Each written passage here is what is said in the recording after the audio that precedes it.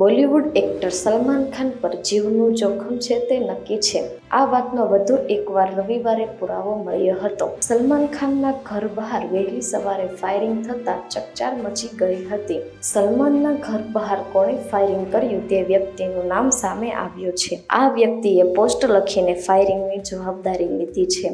Gangster Lawrence બિશ્નોઈના ભાઈ અનમોલ બિશ્નોઈએ કથિત રીતે સોશિયલ મીડિયા પર પોસ્ટ લખીને ફાયરિંગની જવાબદારી લીધી હતી.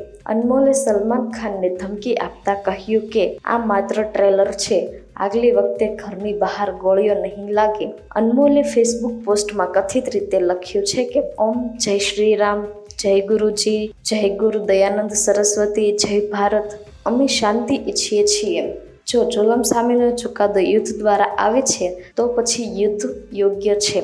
સલમાન ખાન, અમે માત્ર તને ટ્રેલર બતાવવા માટે આ કામ કર્યું છે.